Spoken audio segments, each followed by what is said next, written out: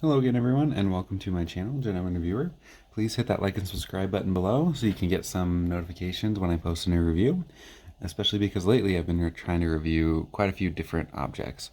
So I'm jumping back to a pocket knife again today. A couple weeks ago, I reviewed the Kershaw Clash, and I got some decent feedback on that. Sounds like you guys liked it when I reviewed some knives, so figured I'd give it a shot again with a knife by a company that I've been using for quite a long time. So this is the Gerber Ripstop 2.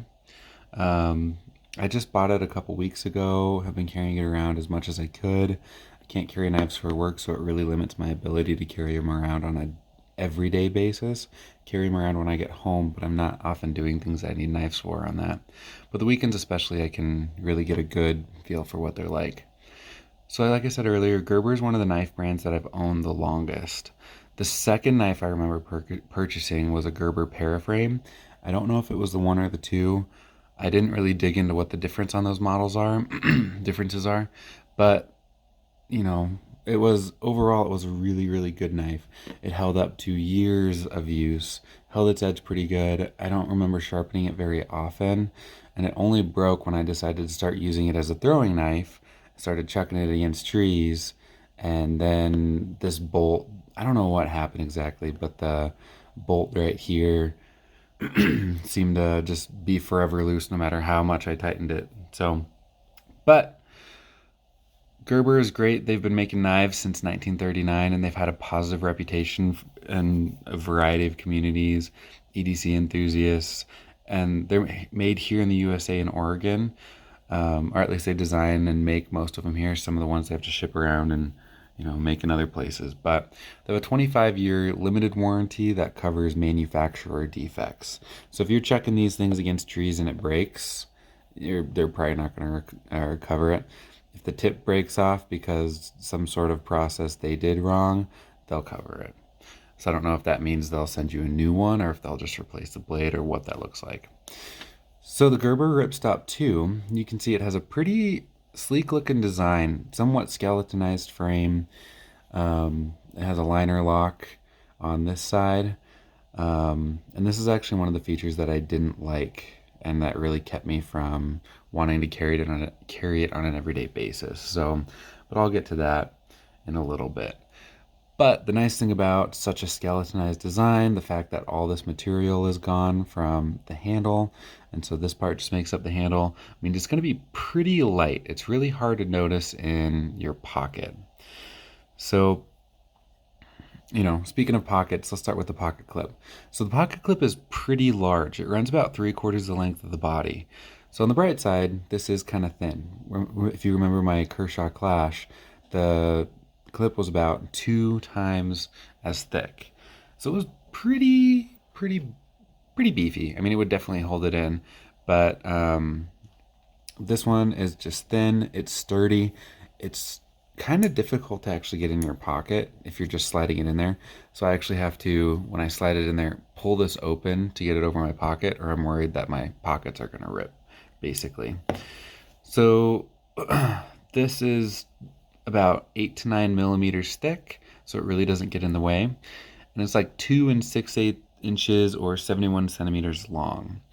And so for a 3-ounce full-size pocket knife, I mean, it's going to stay super secure. It's not bouncing around in your pocket or anything.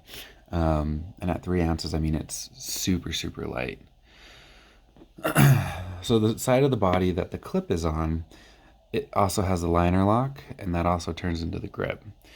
So the skeletonized design will reduce weight, not rate. I don't know what I'm saying. I have noticed some things that get stuck in the holes occasionally. You're going to get a lot of dust in there. I mean, you're going to get that anyway in skeletonized pocket knives, so that's not a problem. My worry is, especially on this side, you've got a hole leading right to the serrations. So I'll get to that in a second though. But overall, I mean, this side has a liner lock and the grip, so it's kind of a dual function, and there's a little, I think, a cutout here to help with the springiness of it. So it holds on there pretty good. It doesn't have a cyst opening or anything like that, which is another feature that I'm not a big fan of. But I have pretty big hands, so gripping it, it's kind of hard to grip with just that little grip material right there. So when I'm using it to cut things or cut through boxes, I don't know, whatever it would be, it's pretty hard to grip. And I'm not a fan of that. And that is really going to keep me from wanting to carry this on a daily basis, outside of the other great things like the fact that it's super thin and super light. Um, so, yeah, but diving to the other side, like I said, it's got more cutouts here. This one leads directly to the really, really sharp serration. So my biggest worry is, as careful as you can be, occasionally someone's going to get a hold of this that doesn't know how to use a knife. And I'd especially be worried about a kiddo getting a hold of this. With their smaller fingers, they can really get their fingers stuck in there, probably get cut on something, and that would just be horrible. So be extra careful, with yourself, and always be mindful of where you put your knives down, especially if there's kids around. So that's my kind of 2 cents on that. So it's got a weird saucer-like design, not on this side, but on this side. I don't know if that's something that can come off. It looks like it, because you can see there's a little hole, not a hole, but a lip or whatever it's called right there. And so I've never really taken this apart, just because I am really bad at I'm really great at taking things apart, but I'm not really good at putting things back together, especially if I'm trying to put them back together where things don't move around where they're not supposed to move around. So I don't want to try that. But I don't get why they have that look. I wouldn't even say it looks good. I don't know if it's an aesthetic choice or what. But yeah. So everything on this blade and knife is stainless steel. So it's going to hold up to years and years of abuse if you're using it outdoors, if it's your EDC, if you have it in your pockets, whatever it is. So now we get to the blade, everyone's favorite part of the knife. So it's got these 2 little knobs, I guess, that assist with opening the blade.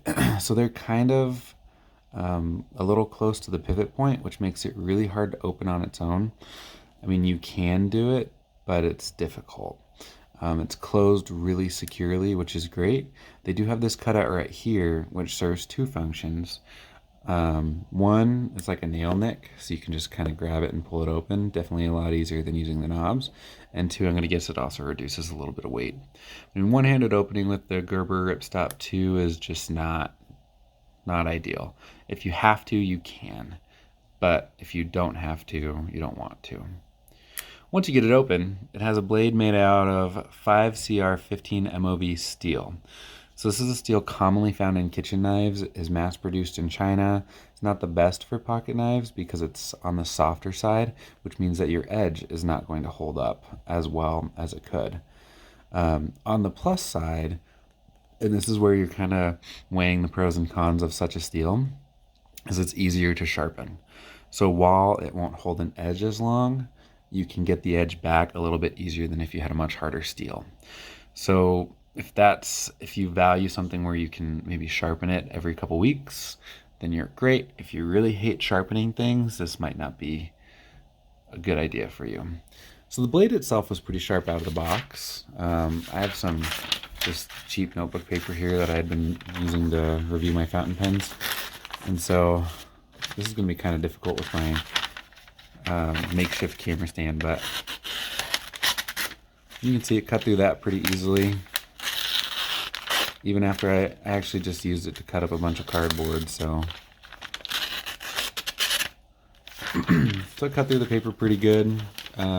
Very, very slight resistance as I'm cutting through it, but I mean, if you're moving it, it's gonna go through it. Cardboard is a little bit more difficult.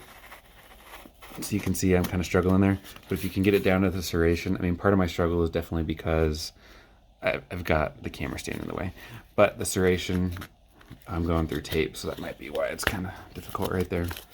Let's turn it around. Come on, work with me. But if you get it to the serration, I mean, you're gonna have not a difficult time. So It works pretty good. I would probably be able to get better leverage if I wasn't behind a camera.